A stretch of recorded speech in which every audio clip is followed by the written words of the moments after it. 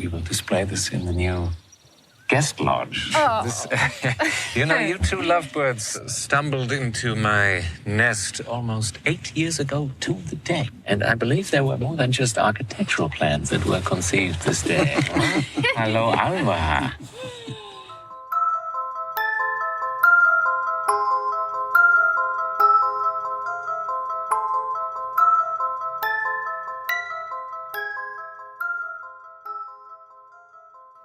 You're listening to Scotty and Andrew, and this is Fun with Horror.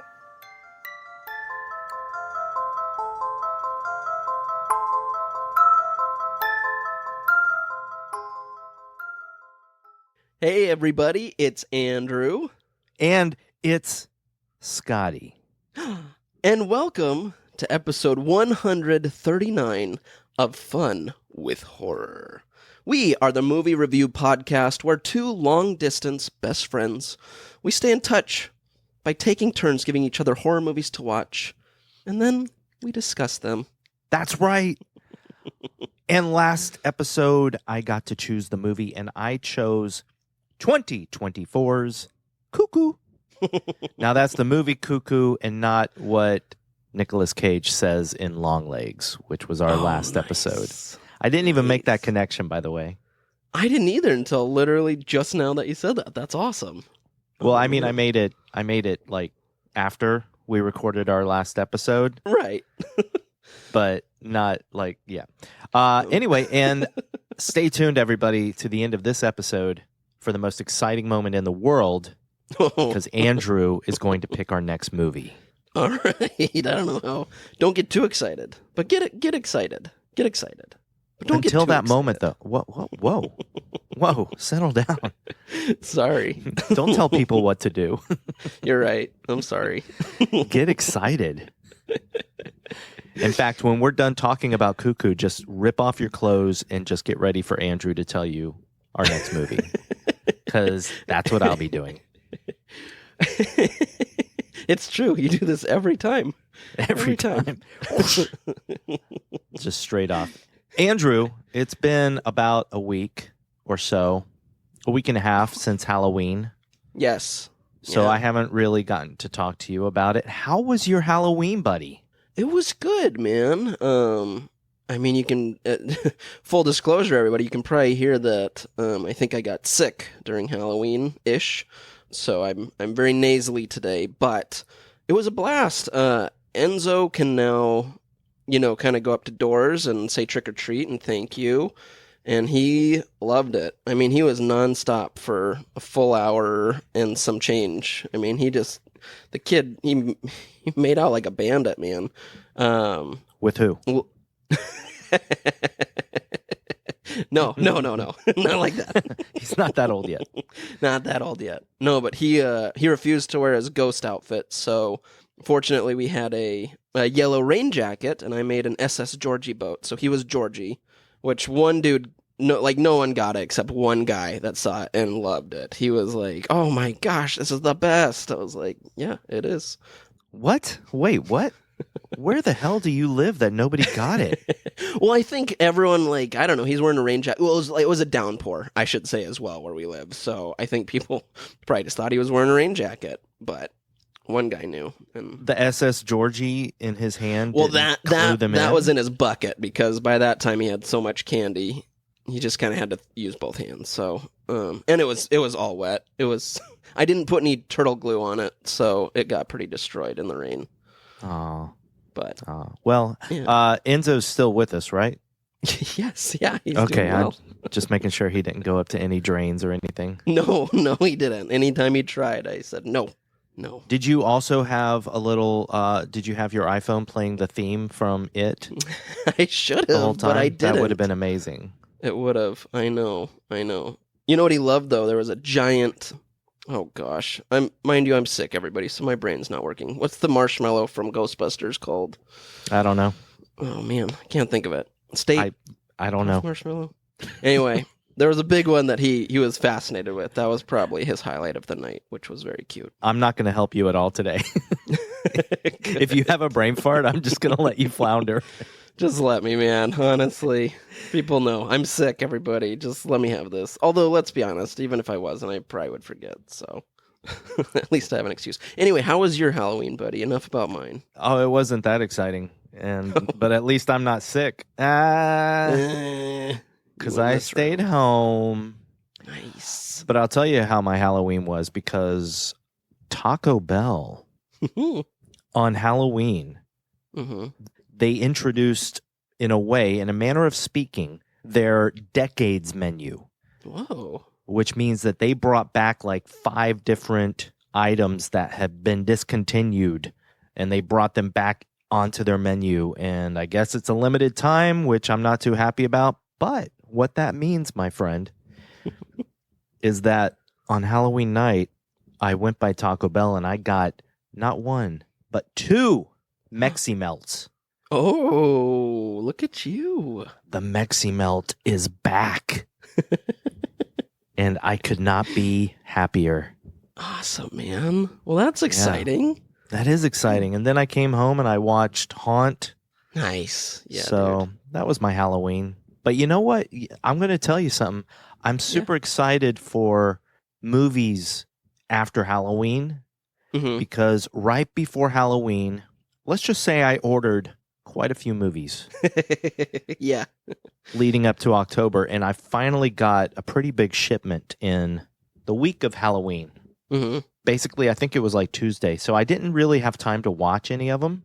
So I still have them on deck, but here's the movies I got. I got a Scream Factory sale box of movies, and it's nine 4K DVD Blu-rays, whatevers. Nice. These movies that I have are Dog Soldiers. Have you seen it? I've known of that movie for quite some time, but I've never watched it. Candyman. Have you seen it? In fact, we reviewed it. Piranha. Have you seen it? Yes, actually, I have seen Piranha. John Carpenter's Prince of Darkness. Have you seen it? No, I have not. Silver Bullet. Have you seen it? Oh, boy. Oh, yeah. Oh, yeah. I've seen Silver Bullet. Creepshow. Have you seen it? Yeah, yes, we reviewed it. Alligator. Have you seen it? No, I have not seen Alligator. What about The Dead Zone? Yes, and I had watched the whole show, too. I know different things, but yes. And finally, Pumpkinhead. Have you seen that? We even reviewed that one. Yeah, it was our 3rd movie. Yeah.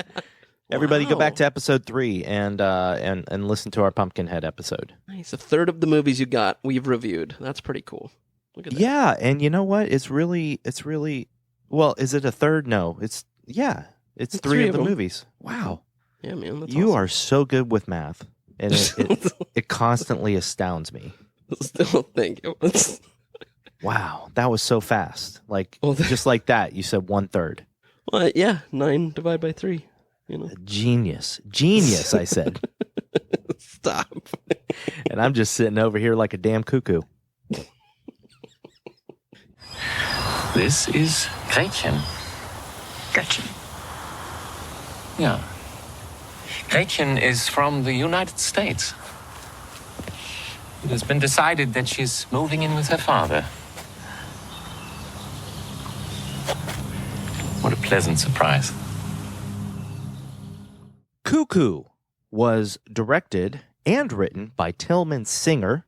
It stars Hunter Schafer as Gretchen, Jan Bluthardt as Henry, Martin Csokas as Luis, Jessica Henwick as Beth, and Dan Stevens, the man himself, as Herr Kernich.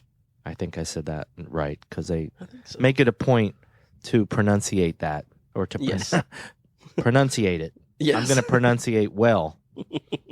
We all pronunciates. But yeah, so that's that. Before we get into spoiler territory, let's tell everybody what we thought of this movie. But you're going first, buddy. You picked this movie, so I want to know what you thought. And then so does everyone. Uh-oh. Well, let me tell you, buddy, I really, really like this movie. Nice. A lot. Yeah, okay. I'm going to say that when I watched it the first time, it took me a moment because I wasn't really sure if I knew what I had just watched and what had happened in the movie. So I looked up a couple of things, and then my second watch of the movie was very rewarding because once you know what's happening, the movie plays out very differently. Sure. And it's really, really cool. So that said, my friend, what did you think of Cuckoo? Buddy, oh boy, here we go. I loved it. Wow. I really loved this movie, man. I loved it a lot. Like a lot. People are not going to be happy. It's so much better when one of us hates it. I know, but boy, I know. It was great. Wow. I know, I'm really excited to talk about it. I'm very happy that you liked it. I wasn't sure if you would. You know? Yeah, I almost said something, but we'll save it. Why are we going to save it? Well, because I don't want to spoil anything for anybody. So again, everybody, this is your reminder. We're about to spoil Cuckoo. If you've not seen it and you're okay with spoilers, stick around. If you don't want the spoilers yet, pause it right here. Mark it on your phone, a piece of paper, whatever, where you're at in this podcast, so you can come right back to this moment after you've watched it. But we're about to spoil Cuckoo, everybody. But before we do, oh boy, we're doing a 3-minute recap. So, Scotty, it looks like you have the 20-sided die ready to go. Is that right? That is right. And what happens after I roll this and you tell me to stop? So if it lands on an even number, you're going to do a 3-minute recap of the movie. If it lands on an odd number, it's going to be me. All right. Well, I am rolling this die, Andrew. Oh, I'm going to tell you to stop right now. It is a 13. Oh, crap. Okay. So not only did I roll an odd number, but I rolled 13. I mean, that's pretty awesome. It is pretty awesome. But I am definitely going to miss some stuff, but that's all right. That's all right. That's a 3-minute recap. We do it from memory. Yes. We don't write down what we're going to say ahead of time. So here's the great thing, Andrew. Yeah. So I went up to the Alps for a day, just for a day. Good. And I talked to this species of almost human creatures in the Alps. Mm-hmm. And they didn't really converse with me well. They made this noise that came from their throats, and I don't know, things happened. Like I kept reliving the last few moments over and over again. It was weird. Typical Tuesday, but yeah. But they did tell me through a translator that if you do not come in under 3 minutes, they have sent a Ziploc bag full of this weird slime stuff, and they are going to implant their egg inside you. Oh, no. Oh, that's way worse than what I was thinking you were going to say. Yeah. It's pretty bad. So that's rough. But on the positive side, I talked to our good buddy Dan Stevens, our good buddy from Abigail. Old Danny boy. Yeah. And he says that you are his favorite 3-minute recapper. Did he really say that? Yeah, and he hopes that you don't get impregnated with an egg. That's so cute. Did you know that actually my dear friend Jess, or Jessica Henwick, who we know as well, she actually said that you're her favorite 3-minute recapper. Well, so too bad. I guess. Sorry, Jess. She won't be listening to that. Yeah. Yeah. All right. Anyway. Yeah. I'm not doing the 3-minute recap, buddy, so that doesn't help. I know. But it's all you. I know just whatever. Anyway. All right. Love and Monsters. Let's go. All right. Here we go, everybody. All right. So tell us this recap with your iron fist. Whenever you're ready. I can't think of what else she's been in. Anyway. I got you for 3 minutes. 3 minutes of playtime. All right, so the movie starts out with a young girl, it seems like leaving her parents' house, running into the forest. It then cuts to Gretchen, our main character. She's in the car with she's in a moving van with some movers, and then in the car ahead of them is her dad, her stepmom, and her half-sister. They are going to the Alps to work on. Her parents are like architects or something along those lines. I'm not positive, but they're going to help work on this building out there, this resort, with Dan Stevens, let me actually tell you his name.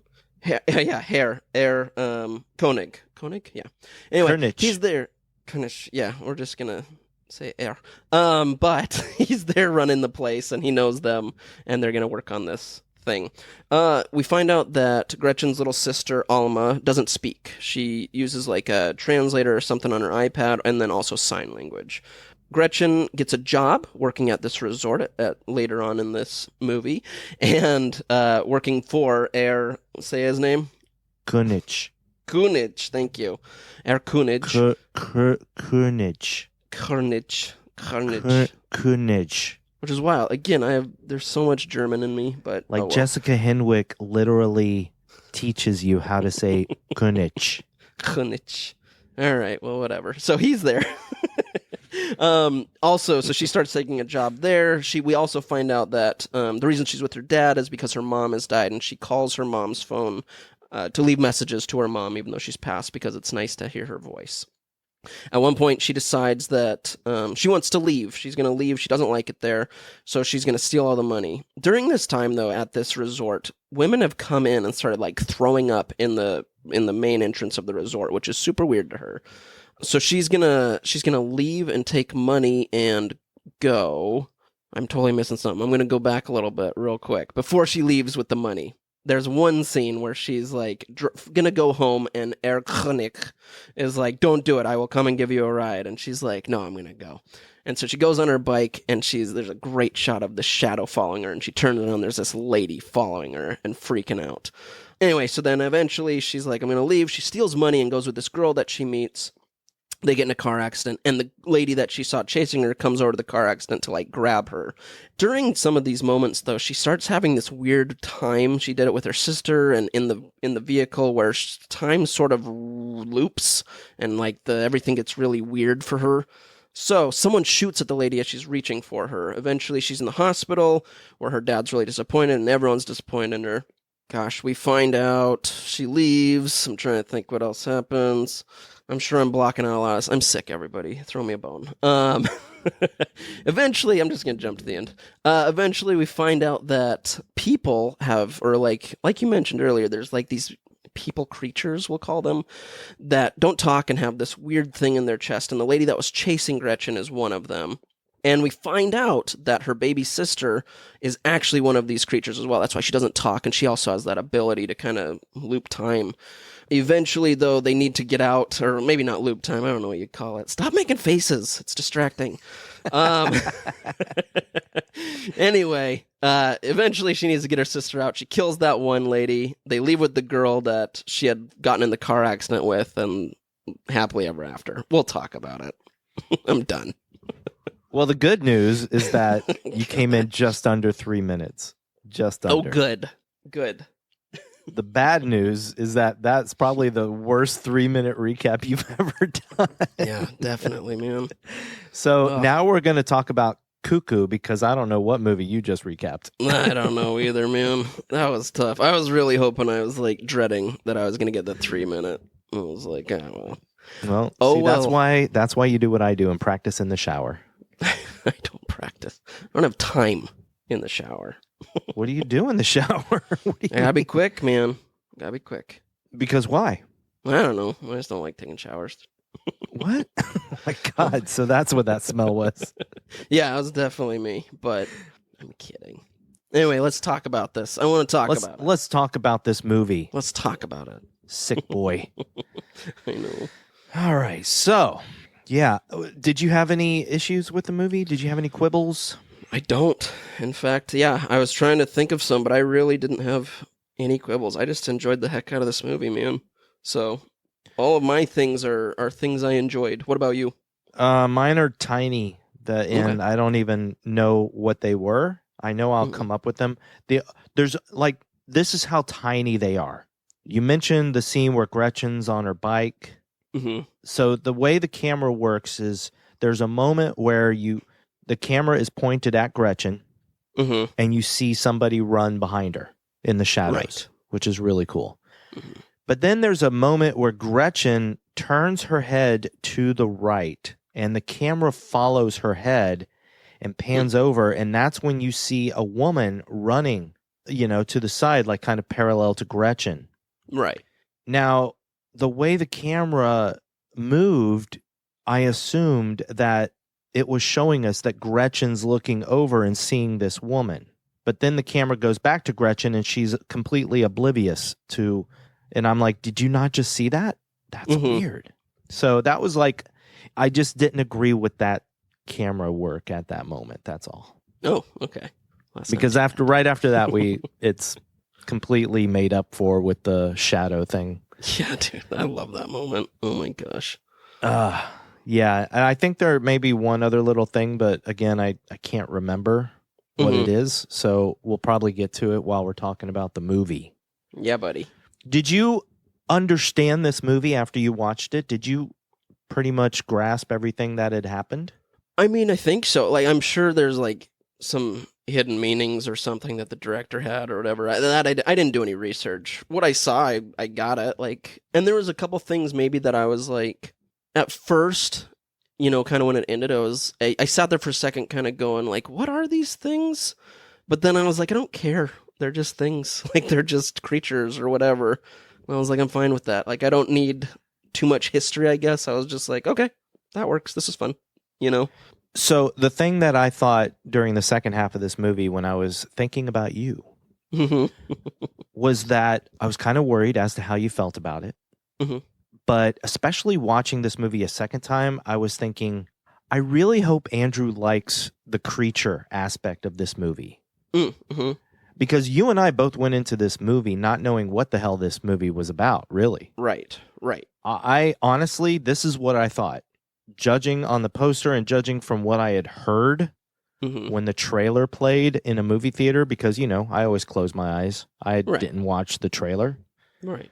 Judging by that, I thought that Hunter Schafer was playing a character who was stuck in some kind of facility, and it was a bad facility, and she was trying to escape it. And that's all I thought. That's all I knew. Interesting. So I was very pleasantly pleased when, even though they are human-like, that this movie was pretty much a creature feature. Right. Yeah.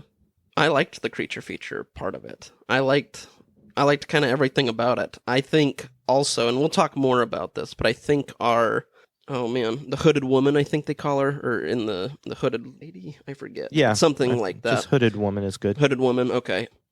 You pronounced that very well, by the way. Thank you. I've been practicing that one.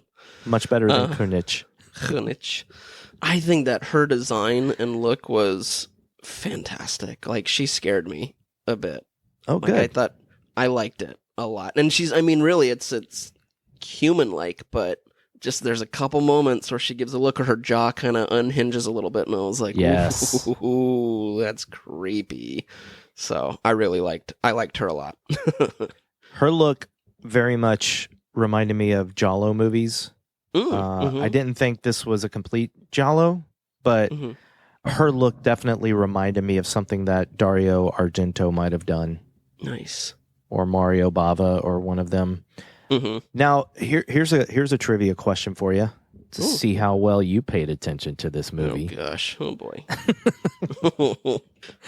Why is it called Cuckoo, Andrew? Because aren't they talking about like a cuckoo bird or something like that? Yeah, but why? It's like an extinct or almost an extinct bird, and so they don't want these creatures to become extinct. Maybe. I honestly can't remember if they said the cuckoo was going to go extinct. But there's actually a particular reason that this movie is called Cuckoo, and that they bring up the cuckoo bird. Do you want me to tell you? Yeah, please. I don't know. I can't remember. It is because, my friend. Yeah. It's explained, and I actually did not look this up to see if it's true, so I'm going to assume that it is. Okay. It is explained that a cuckoo bird actually puts its egg in the nest of a completely different bird species. That's right. I forgot about that. Yes. And it leaves it there for that other bird to raise its offspring. That's right. And that is kind of what happens in this movie. That's crazy. This movie is crazy. It definitely, like, as I was watching, I kind of was like, wait, what?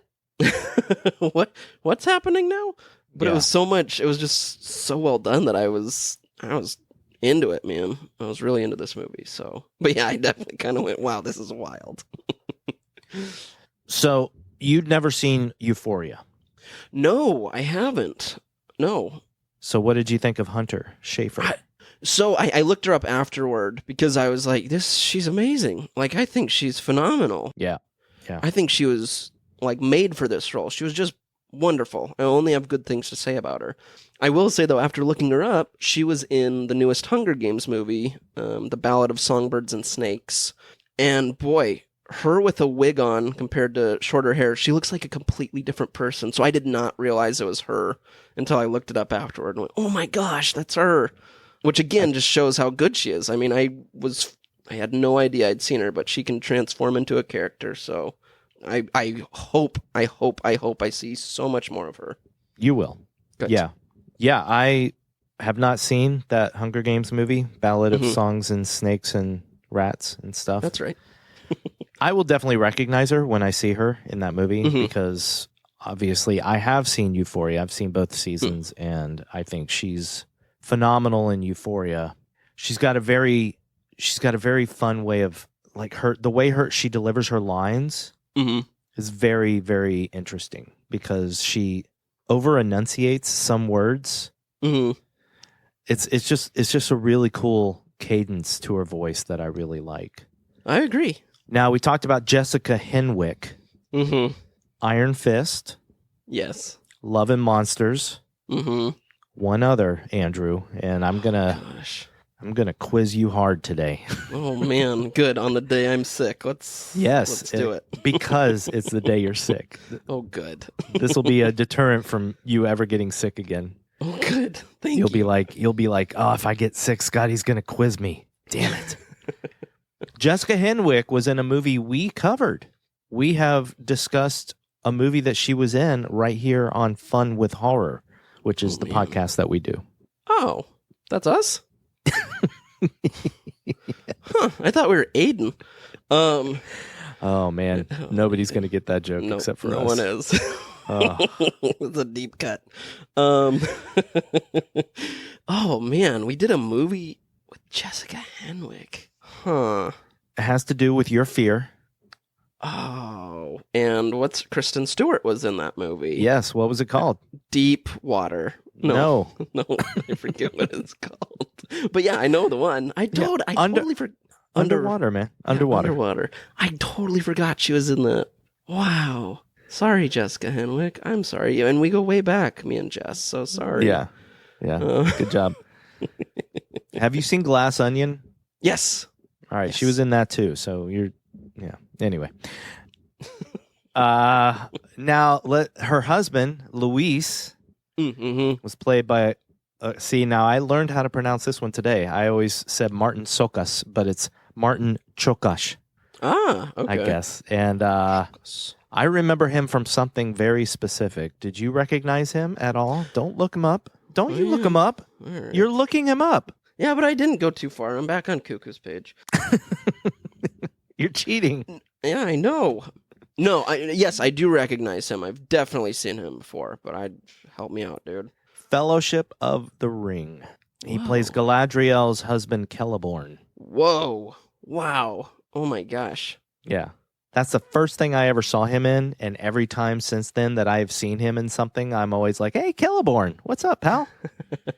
That's awesome. And of course, we have our beautiful, beautiful Dan Stevens. I don't know him. Was he in something we've reviewed? I don't know. His name is Herr Kunich. No, I do. Dan Stevens, I will say this about him, man. There's a couple shows, not a couple shows, a show I really need to watch because I've heard he's phenomenal in it. But anytime I have seen him, he's so good. He's really good at dialect as well. Well, what show is that? The show Legion. I never saw Legion, but I heard he's phenomenal in that. But I've seen, what's it called, The House Guest or whatever, Abigail. He's so good. I've seen Beauty and the Beast. We both need to watch Legion, first of all. Yes, yeah, we do. Because I've heard it's one of the best X-Men, if not the best X-Men thing that ever came out. Yes, no, I've heard that too. Also, when I was looking up his credits, because I knew him from a couple things, I had no idea that he was the Beast in Beauty and the Beast. Yeah. Yep. Look at that. I should have quizzed you. You should have quizzed me, but I would have gotten it because now I know. Oh, that's right. Dang it. Yeah, and I'm not sick. That's true. But he's so good. I'm always excited to see when he's in something that I'm going to watch. Something else I loved about this movie, and I'll tell everybody right away. Okay. There's a dog in the movie at the beginning when they're arriving at their house. Yes. And let me tell you, that dog just disappears from the movie. It's never seen from again. Like, That's what? true. So, I mean, glad the dog doesn't die, but man, that dog's just gone. Maybe he's just out living his best life, man. You know? Let him live his life. In that house, yeah. Yeah. So where do we go from here, buddy? Let's talk about this creature, because it was hard for me to wrap my head around what was happening. I'll be honest. Yeah. I don't know why. Maybe I was distracted in my head the first time I watched the movie, but I did have a hard time kind of grasping everything that was going on, because this movie, much like a glass onion, this movie unfolds as you watch it. If you have no idea what it's about, you're just getting little morsels fed to you. Right. And then there's like just some major plot points, moments of exposition. There you go. You know, there's like Henry, the weird guy, the quote unquote detective. Right. And then Herr Kernich himself, they both have major moments of exposition where they're telling you what's going on, you know? And I think Henry has a lot of that. Actually, no, they both do, because when Henry and Gretchen end up at the facility at the end, that's when Kernich is on the intercom, and even the lady doctors or scientists or whatever are talking about what these creatures do. Right, right. So basically what we have is we have this human-like creature that's not exactly human. Right. What it does is it lets out this screeching sound that puts a person into a mental time loop. Yeah, there you go. Where in their head, they're reliving the last few moments. And it's this creature's form of hypnotizing people. And when it hypnotizes a woman, it then comes up to the woman and it gets behind them, and then it like smacks them on the head, on both sides of the head, which stuns the woman. At this point, I don't know why, but the woman starts to just really rub her legs. Yeah. I don't know what that's all about, but it's maybe to prepare for what's coming next, because then the creature reaches down between her legs and she secretes this kind of slime, it looks like, and she pulls this secretion, this slime from her nether regions. And we never actually see her do this, but when she is successful, she implants this slime, this secretion inside the woman she's hypnotized. And what she's doing is she's taking her egg and putting her egg inside the woman. And these women are there on a honeymoon with their husbands. So then the husband and the woman are having the old sex. And he fertilizes the creature's egg. Right. And then this woman gives birth to this creature as if it was her own, which is what a cuckoo bird does in a way. There you go. And then they raise, so in the case of Alma, for instance, this is essentially what this creature woman had done to Beth, played by Jessica Henwick. And so now they're back under the pretense that Beth is going to design a new building for this resort or whatever. But they're actually back because Alma is old enough for them to, I don't know, I guess, start raising her and start teaching her how to become one of these creatures, because one of the things Dan Stevens says in this movie is that they are into preservation. Mm-hmm. You know? Yep. They're trying to preserve this species, and they're doing it by training this creature to impregnate human females and then raising the child, this offspring, as an even stronger creature. There is a name for these creatures. It's something like Cuckoo. That's I don't know. Yeah. The scientist says it when they're in the facility. Right. So yeah, that right there is a crazy concept. Yeah. No, I agree. And I kind of loved it because it was just so crazy. Again, there's just some wild moments in this movie, but where he'll pull out the flute to like kind of control them. And I'm like, I love it. Like, this is so wild and weird, and I'm all about it. Yeah. I just liked it a lot. Yeah, and so they've brought Alma here, this little girl, Mm-hmm. and she is supposedly Gretchen's half-sister. Right. Gretchen is kind of standoffish. She's not too happy about the whole situation. She doesn't really like Alma at the beginning of the movie, and it's because I wasn't sure if her dad left her mom. Yeah, I don't know. Or if he just got remarried after her mom died. But I feel like, nah, because they've been around for 8 years. They've been together for at least 8 years. Yeah, I thought he left it before. And then once she died, he got full custody of her. You know, she's 17, so. Right. Yeah, that makes way more sense. So, yeah, and so they've brought Alma to this resort, again, under the pretense of Beth building some kind of architectural thing. But they're going to, what are they going to do? So Kurnich is just trying to keep Gretchen away. Right. Well, they didn't know she was going to be there. Remember, he's like, she's staying here now. And the neighbor's like, who are you? Almost like, we weren't expecting you. And so, yeah, he's trying to like you said, just keep her away. Ladies and gentlemen, things that Andrew caught in one viewing that I didn't catch in two. That's amazing. Oh, stop. No, it's serious. This is how good my comprehension is. So I missed that completely. Good job, buddy. Done. Hey, thanks, man. But she ends up getting in the way, and to Herr Konich's credit, he tries to keep Gretchen out of the way. That's true, yeah. But she's a little bit too smart about things, and she's, in a way, because of how oblivious she is to things, she ends up being smart about them. Because That's like true. that one night, he says he's going to drive her home, and she's like, no, I've got a bike. I can drive. I can bike home easily. Stop. Mm-hmm. You know, she's not getting the clue that there's something dangerous out there. And she also kind of thinks he's a little creepy. There's a couple moments where he like puts his hand on her shoulder and then moves his hand to the other shoulder. You know, and she has a look like don't. So she's a little creeped out by him too. So that I like that sort of comes into play of her being like, no, even though you're trying to warn me, you're a weird guy. I'm going. Yeah. Like, I'm not going to deal with you.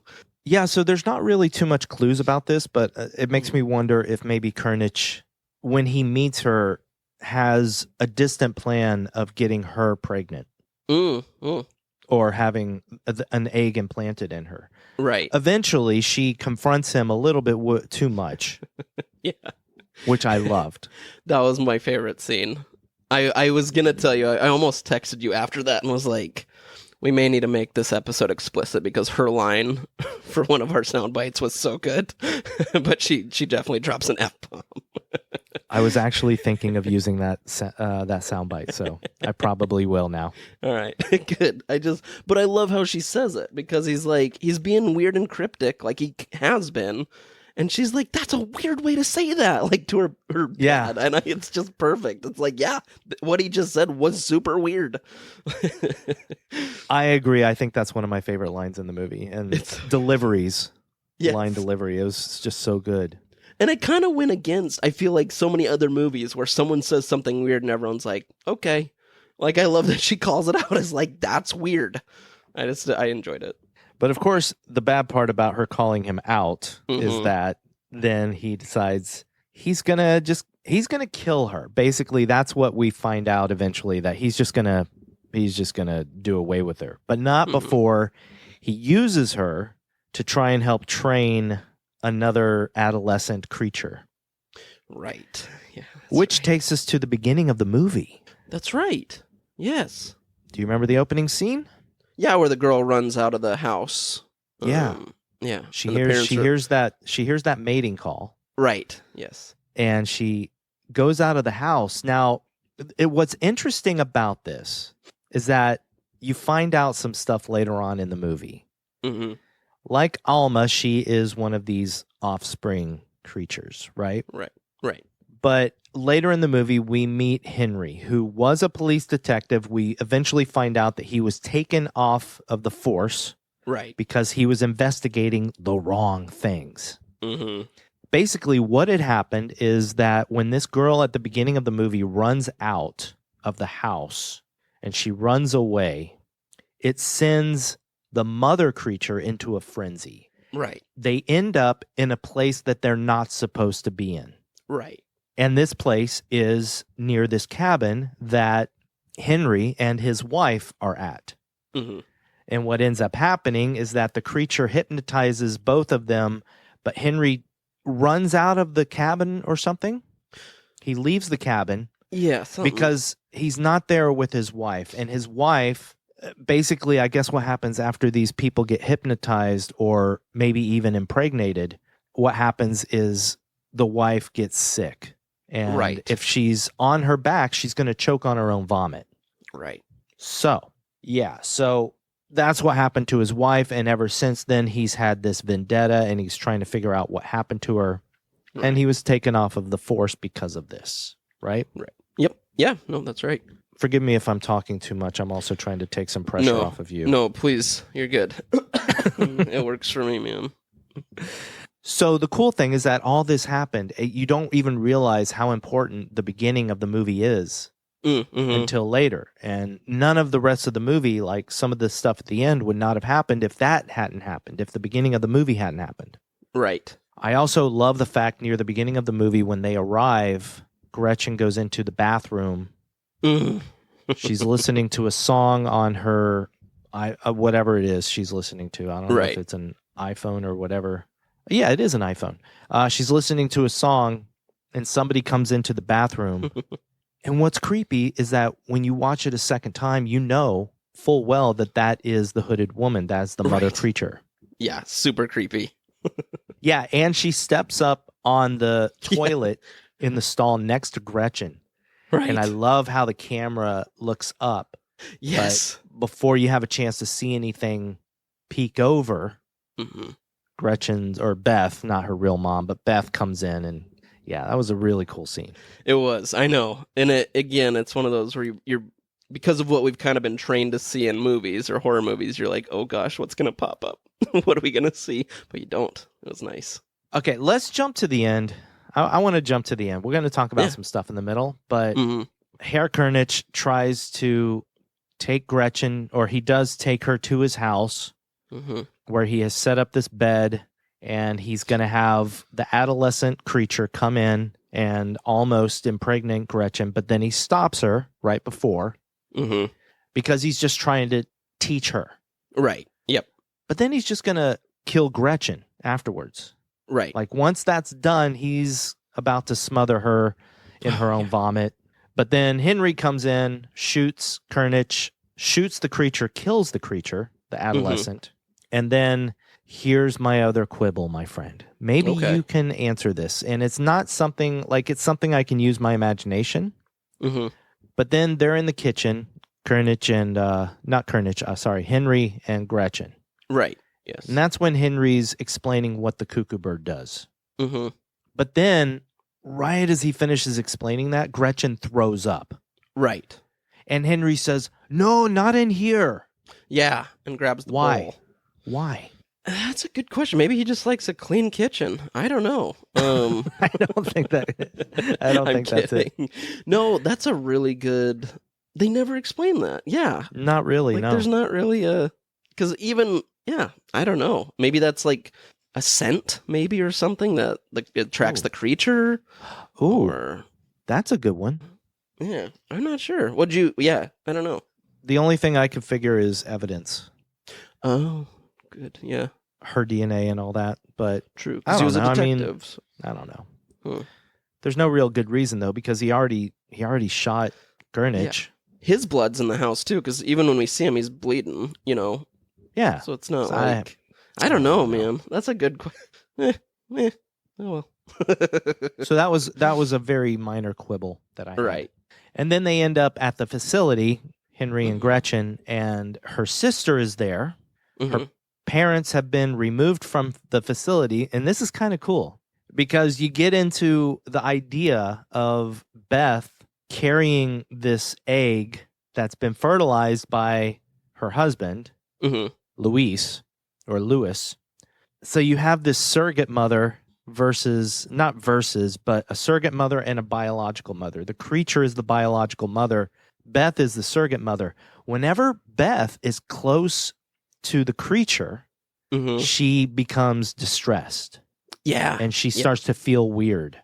I thought that was an interesting concept. There's a lot of little concepts in this movie that I think realistically there's no way ever, but it's an interesting fantasy to think about, and not in a good fantasy kind of way. Not Right, like, yeah. But so they're there, Mhm. and then Gurnich comes back because he did not die. Right. He just got shot like in the shoulder or whatever. Mhm. At this moment, from this moment on, Mhm. the movie is 5 stars. I Yeah. loved this movie. I agree. Because, man, you have so many different really great moments at this point, because Gretchen, who didn't like her sister, who didn't like Alma, her half-sister, actually. Mhm. And actually, now we find out that she's not her sister at all. You're right. Yeah. Yep. Actually, she kind of still is. She is kind of a half-sister because it's still fertilized by her dad. That's true.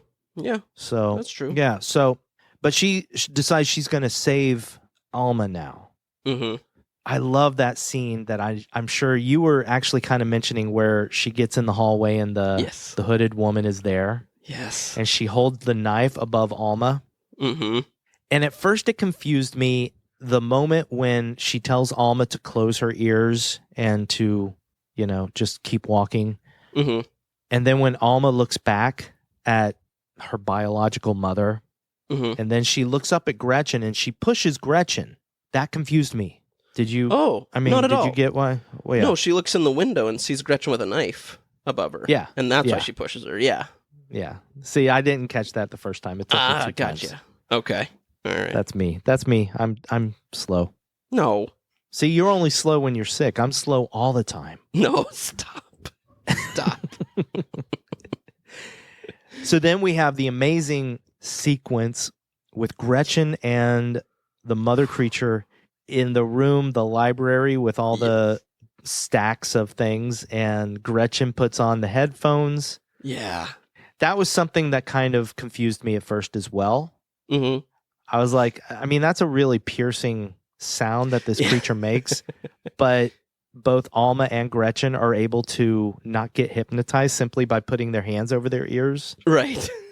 So I'm like, okay, just put your hands on your ears then. Right. What's the big deal? It's not a big, like, is that That's really true. stopping this noise? Whatever. Right. So that That's was fair. like very minor, but there's a certain frequency, and I accept that putting your hands over your ears blocks that specific frequency, whatever. There you go. Yeah. So Henry comes into the room. At this point, Gretchen has found out that Henry wants to kill Alma. Right. Yeah. Because Henry just wants these creatures to go extinct. Right. Gurnich, on the other end, wants to have these creatures survive. So Yeah. first of all, I love that. Me too. Yep. They're both in their own way not particularly good people, Right. or their motives aren't on the up and up. Right. Yeah. So Henry turns on the lights in this room, and then that great moment where both Gretchen and the creature stand up and stare at each other through the Yeah. stacks. Yes. So good. I love it. And and then- then Henry just pushes all the bookshelves down. Yeah. Because at this point, I guess he just doesn't care about Gretchen anymore. He's like, Yeah. screw it. If I kill this creature, if I kill Gretchen at the same time as this creature, oh well. Collateral damage. Yeah. But Gretchen survives. Mm-hmm. She loses her music in her headphones, so the creature is there now. And yeah, I freaking love the creature crawling over the stacks. So good. Like Dude. moving the stuff away and just staring down at Gretchen and starting to make that noise. And Gretchen has her trademark butterfly knife because Gretchen's a freaking superhero. Dude, she's awesome. Yeah. And she gets that knife and she just stabs the creature in the throat. And yes. Yeah. It was so satisfying. I was surprised, dude. Yeah? Yeah, I was surprised that the creature was killed like so early. Like it felt early to me. I thought there was going to be more of a showdown with the creature and maybe Kurnich and Henry. I don't think I did. I knew that the other two were still there, so I thought those are going to be like our final antagonists. So once she did that, I was like, okay, it's Karnak is going to be our final boss. So well, but it turns out that both of them are. Yeah. Yeah. So then Gretchen comes to this room where Kurnich and Henry are squaring off at each other with guns. Mm-hmm. And she lets Kurnich know that she's killed the creature, the mother. And then I love everything that happens after that so much. Me too. Dude, that whole scene is perfect. It's it's perfect. And well, one, I love when she says, right at that moment, she says, like, I killed your creature. And he's like, okay, sure you did. Haha. Oh, yeah. But what he says.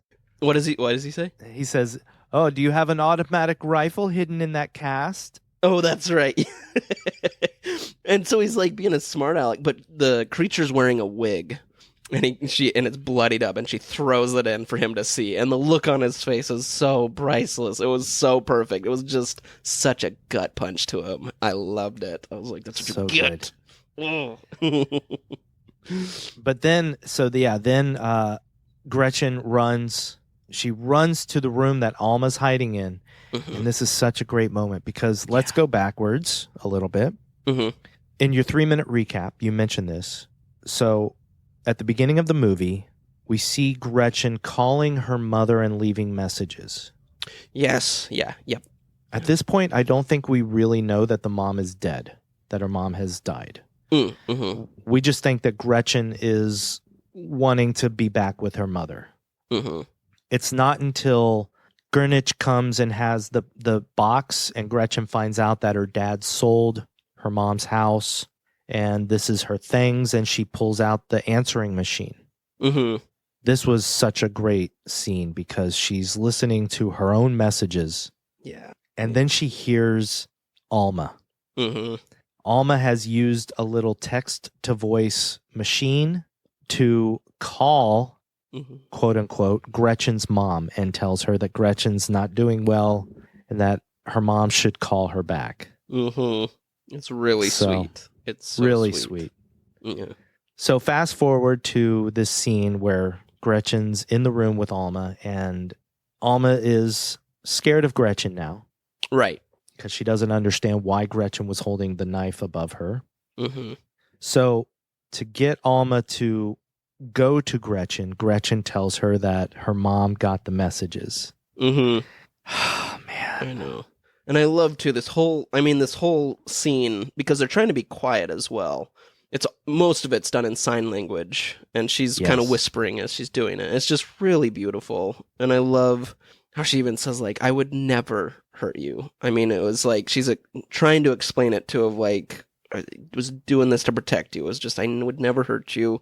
And then tells her mom got the messages. And I love that Alma's like, well, is she going to come to visit? And for a second, I was like, what's Gretchen going to say? Like, it takes just a beat. And I was like, is she going to lie to her? Or is she going to be honest? And I like that she was honest and just said, no, she's not. You know, it was just... Half honest. Yeah, that's fair. That's fair. Because she says, no, she can't. Yeah. But she says, thank you.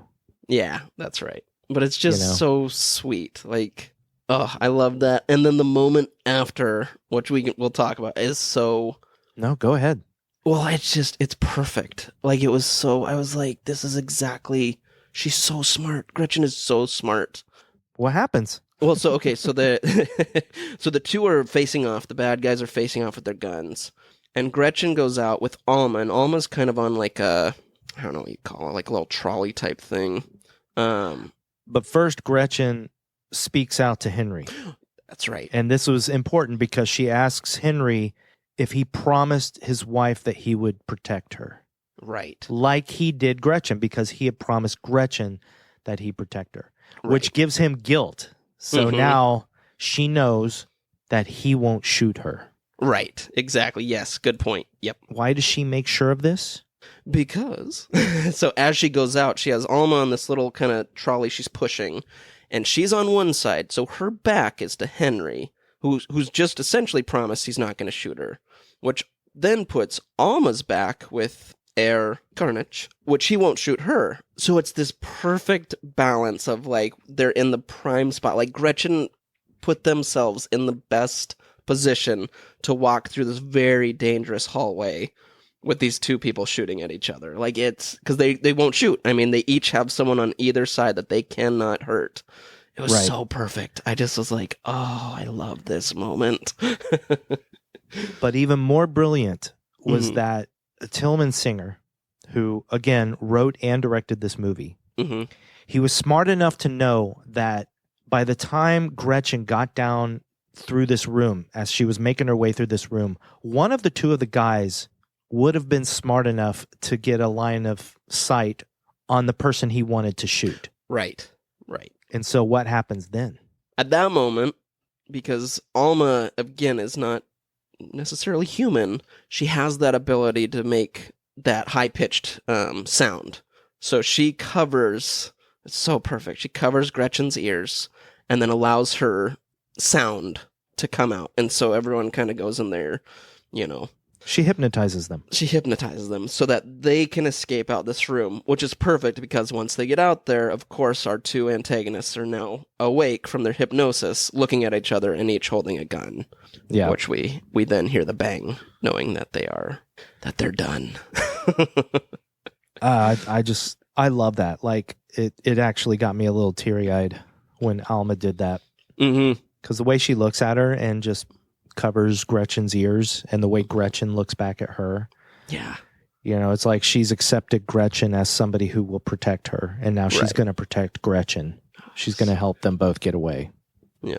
Just beautiful, man. Just beautiful. And one thing I'm really happy about, and then we got to talk about the next moment because it's funny, as they, we hear the gunshot go off, and the two, Alma and Gretchen are kind of walking down this hallway to an exit. But I was so happy that we didn't have one of them come out. One of the antagonists come out with a gun, like one of them had lived. I was so glad. I was like, no, that's perfect. Like they shot each other. Good. Let's be done with that. Like I was happy we didn't get kind of that trope of like, oh, one's still alive. Now what? I was like, no, they're gone. You can have your happy ending. Like go ahead and get out. I completely agree. But the moment that happens after that is so great. It's perfect. Say it. It's funny. They go to the doors, and Gretchen pushes on the door to the right, and it's locked. And so she just kind of turns around just with this defeated look. Like, now we've got to go find another door to get out of here. But then Alma just walks up to the left door and just pushes it open, and the left door is just open. And the way Gretchen just like turns around like, oh. And then it's nice. We haven't really talked about Ed. Oh, yeah. Yeah. Ed is a woman who comes to stay at the resort, which is interesting to me because this whole resort seems to be there with the main purpose of having honeymooners get implanted with an egg, right. Mm-hmm. But it's actually a resort that actually brings in some tourists. Right. So, right. There's not a lot of background given to that. Mm-hmm. But anyway, Ed is this woman who comes in while Gretchen is working the front desk. Immediately, they start flirting with each other. And before you know it, they're outside against a tree making out, which is great. Mm-hmm. Ed comes to get Gretchen at one point and says, come with me to Paris, basically. And they're in the car. And as they're in the car, driving away, getting out of there, one of the creatures starts, it's actually the mother creature starts making her sound, and they both get in their little time loop, and the next thing you know, the mother creature's in the middle of the road. They swerve off, crash the car, and they both get put in the hospital. Mm-hmm. And that's the point where Henry shoots at the creature and kind of saves her. Yes, absolutely. But so, and then there's a really nice moment when Gretchen's in the hospital where she goes to Ed's room, and Ed is actually in bed saying, "Where's Gretchen? Where's Gretchen?" Yeah. You know, and I was like, oh, that's nice. Yeah, that's sweet. So at the very end of the movie, Ed is in the parking lot because she was also in another part of the hospital. She drives Gretchen and Alma out of there. Yeah. And it leaves you with this thought that, yeah, like the creatures are not extinct. They've killed all of them except for Alma. But what is Alma going to do? What will she become without Herr Kernich and her mother, biological mother creature, there to teach her how to be, you know? What will happen, you know? And even in the car, this is something I was trying to figure out. I'd have to watch it a couple more times, but there's a moment where she's, you know, Alma's in the back seat with her head on Gretchen's lap. Yeah. Ed looks back at them through the rearview mirror, and there's music playing. And Alma's ear is twitching because that's something the creatures do. Their ears twitch. That's right. Because they have this like super sensitive hearing or something.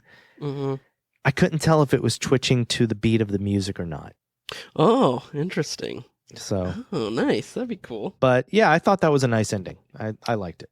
Now, I did see, like, or no, maybe I didn't see it. I feel like it did. Someone mentioned, like, something about this as, were the parents in on this in any way, shape, or form? Alma's, I should say. Alma's parents. Right. I don't think so, just because she gets sick, you know. Yeah. No, they're not. And I know that they're not. friends with, you know, Erkanich, but I don't think so. I don't think they're in on it at all. I don't think they're in on it at all, which begs the question, what's going to happen with them? You know? Right, yeah. Yeah. They weren't killed or anything. They were just taken away from the hospital so that Beth wouldn't be in close proximity with the biological mother. Yeah. And, I mean, there's not a lot of, like... I mean, if we really think about it, this could be a really sad ending because there's not... Dan Stevens' character, Erkanich, goes and burns all the files, too, about all this stuff. So it's like, how do you explain all this, you know? Yeah. Ugh. I'm going to go with a good ending, though. Maybe he didn't burn it all. It does leave it open for a nice, interesting sequel, though. Yeah, that's true. That's true. Not a cheap sequel, but a sequel that actually answers some new questions, brings up new questions, you know, shows how Alma grows up and everything. So that's true. Now, the music was interesting. For the most part, the music is like background and, you know, that kind of music. And I still don't know what people call that, but his name is Simon Waskow, or it might be Waskow. I don't know, but it's spelled Waskow. Oh, okay. He also composed the score to Tilman Singer's other movie, Lieu, which we mentioned in our last episode. I just listened to it this morning, actually, the soundtrack by itself. There's some really beautiful moments in the soundtrack. Nice. Okay. You know, I definitely noticed it during the movie, during the final scenes of the movie. Agreed. Yeah. Yep. Me too. The music is very beautiful. One thing I will say about the soundtrack that's available to listen to on Apple Music or Spotify is that there's a couple scenes where they have, for instance, the scene where Gretchen is listening to the answering machine and she hears Alma's message. The music in that moment is very beautiful. Yep. That piece of music is on the soundtrack, but Alma's voice message is playing over that music. Oh, interesting. And I kind of wish it was just the music. You know, it's cool to have Alma's voice message on the soundtrack, but I'm like, all right. Yeah, I agree. It would be nice just to have the music. I think it's a good score. Yeah. Before we move on, I would like to talk about a couple scenes that I know you'd love to mention. Oh, okay. The first is the bicycle scene. Yeah. We kind of touched on that. But like you mentioned in the 3-minute recap, I thought it was extremely clever how Gretchen is riding her bike and she's looking down at the road, and the way her shadow moves with every streetlight that she goes under, and it's that shadow that we've all been fascinated with when you're riding a bike or you're walking down a street and you see like your shadow just kind of tilting with the way as you move under the light. Right. But then I just thought it was so clever and creepy. Mm-hmm. The way she's watching her own shadow in a way, but then you see the shadow of somebody right behind her. And you're just like, oh my God. Running. Like, it's horrifying. Which also leads to her running into the hospital and the mother standing outside the door. Yeah. Oh man, such a good scene. It was great. No, that was it was very original to me. I was like, oh, that's creepy. I love it.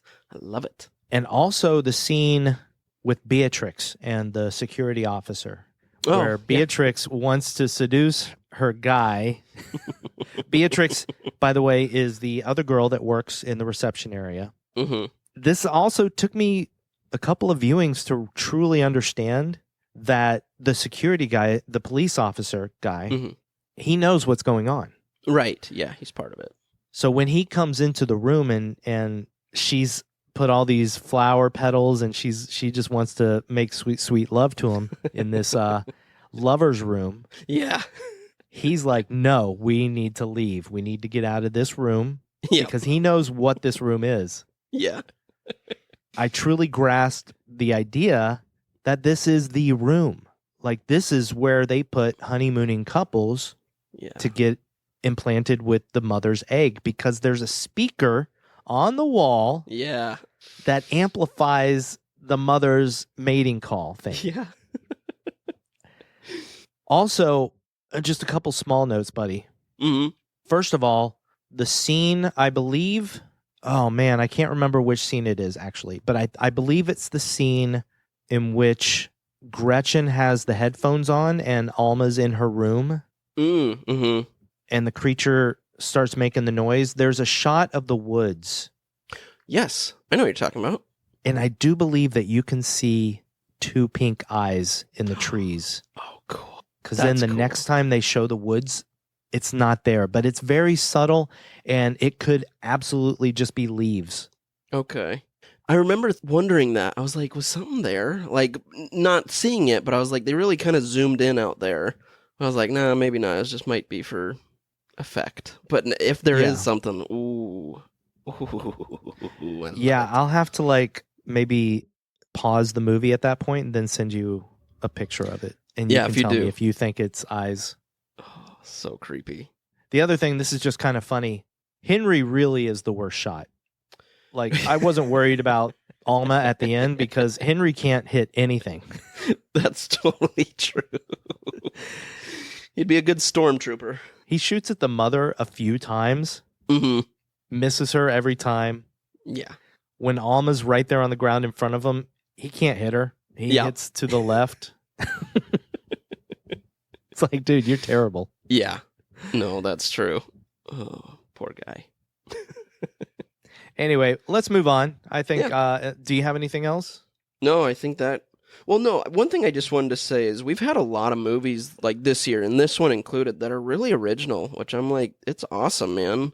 I mean, sometimes I feel like as of maybe, I don't know, last few years, we've just had a lot of like, not just horror, but other movies where I'm like, I've seen this kind of stuff before, but I don't know, this one and a few other ones are just really original, and I'm all about it. I'm like, yeah, something totally new and exciting. So props to these guys. I loved it. Yeah, I completely agree. Like I've said, this year's going to be a tough time picking my favorites of the year. Yeah. So there's been a lot of good ones. Yeah, dude. All right, let's do. You ready for 3 questions? Buddy, I'm ready. Let's do it. All right, friend. Who would cross the bridge of death must answer me these questions 3. All right, question number 1. What is the best death/kill in this movie? There's not too many. Mm-hmm. So definitely for me, easily, the mother, the hooded woman, the mother creature, stabbed in the neck. with Gretchen's butterfly knife. Same for you? Same for me. That's exactly what I had. It was so satisfying. All right. Question number 2. Was this movie scary? I don't think so. This movie did not scare me at all. I was actually even barely on the edge of my seat. Mm-hmm. There was a couple of nice moments, like, Gretchen on the bike. Mm-hmm. That was kind of tense, and her trying to get into the hospital. Otherwise, I just thought it was just a really good, well-told story. Mm-hmm. Yep. So, yeah, I can't say that it's really that scary to me. What about you? I agree. However, I will say, like I kind of mentioned earlier, the hooded woman definitely had some moments where she was frightening. Like, and they did a good job with her. I was a little afraid of her. So, not scary, but she creeped me out a little bit. I love that. Yeah. All right, number 3, my friend. I think we know, but did you have fun with horror? I did have fun with horror. I enjoyed the experience of watching this movie quite a bit because I actually really appreciated the fact that I didn't quite grasp it right away, and it took me a little bit to think about and to read about to really figure out what had been going on in the movie. Mm-hmm. Maybe I'm just slow, but it took me a little bit, and I really actually liked that a lot. I liked the experience of sitting there with the movie in my head and figuring it all out. Mm-hmm. So yeah, I did. I think this is a great movie. I think on Letterboxd, I think I gave it 4 out of 5 stars. Nice. But it might even be a 4.5-er. I'm not sure. Yeah. Andrew. Yeah. Did you have fun with horror? I did. I had a great time with this movie. I would definitely say 4.5 out of 5. I think it was, like I said, just original, totally different. I wasn't sure what was going on for most of it. I had no idea, and I just enjoyed it, man. Great movie. So, yeah, I had fun. And it's like I told you, buddy. Like, I didn't tell you what movie, but if people think back and if they heard the end of our last episode, I had no idea what movie I was going to pick. Right. And I picked this one eventually because I was like, oh, yeah, there's Cuckoo. I haven't seen that. Mm-hmm. But afterwards, after I had already picked the movie, I saw another movie that I was like, oh, crap. If I had known this movie was out, I would have picked this one. Mm. So I'm glad that it worked out. I'm glad we did Cuckoo. I'm glad we watched it. So, yeah. Nope, I agree. Cuckoo. Cuckoo. Cuckoo. Cuckoo. Do you know what this bird is famous for? This bird lays its eggs in the nests of other bird species and then lets those birds raise its offspring. All right, buddy. Cuckoo is a movie that we just did. Yeah. And I picked it. Yeah. And the way this podcast works is that now you pick our next movie. Oh, shoot. I need to pick a movie? Oh, gosh. So, Did they make a sequel to Cuckoo? Andrew with a cold, Yeah. what is our next movie that we'll be watching and discussing on Fun with Horror? Not one that you think. I can promise you that. Okay. I know there's plenty of new ones, but I actually just watched this one, and I would like to discuss it with you. But I was really... because it was obviously Halloween time, and I wanted like a genre or a specific type of movie to watch. And I was really feeling zombies. I love zombies. And one that I watched that I would like to discuss for my quote-unquote birthday episode, because it's right there by my birthday, is... Wait, you have a birthday?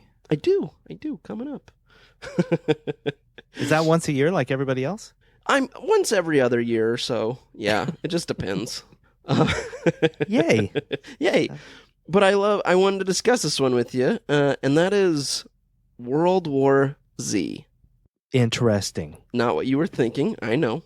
And of course, for anyone that wants to watch, it's on Paramount, it's on Amazon, you can rent or purchase it. It's a little, not old, but it's, 10 years old or so it's pretty easy to find. But yeah. And for God's sake, people, watch the unrated version. Yes, yeah. That's what I watched. Okay, good. Yeah. I was going to say, If you had watched the rated version, PG-13, I think, I would have been like, you're watching it again, pal. Yeah, man. I mean, you have to anyway, because that's our rule. That's right. Wink. So, yeah, anyway. So, yeah, there you go. Again, I know it's not what you expected, and maybe not even what you wanted, but I'd like to discuss it, so. I want whatever movie you want to watch, pal. Oh, good. Thanks, buddy. So, if it's World War Z, starring Brad Pitt, then that's what we'll do. All right, good. All right, everybody. As always, thank you so much for listening to Fun with Horror. We'll be back in 2 weeks to discuss World War Z. That's Z for everybody else out there. Yeah. Thank you to our patrons for being wonderful patrons with horror and helping to support us every month. And thank you to everybody out there for just listening to us and supporting us and being friends with horror. Yes, thank you, friends with horror. We appreciate you, and we love you. We do love you. And Andrew, I love you. And Scotty, I love you too.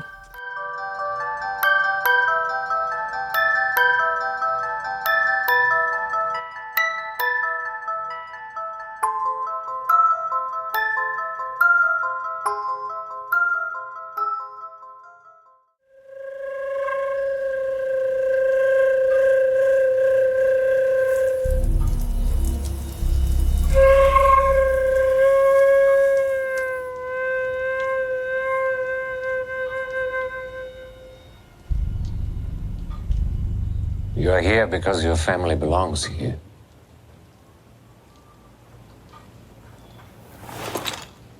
That's a fucking weird way to put it. Gretchen, that's enough. What's gotten into you? I don't know, Dad. I'm just reflecting on this very fucking weird living situation that everybody just seems to be cool with. Out.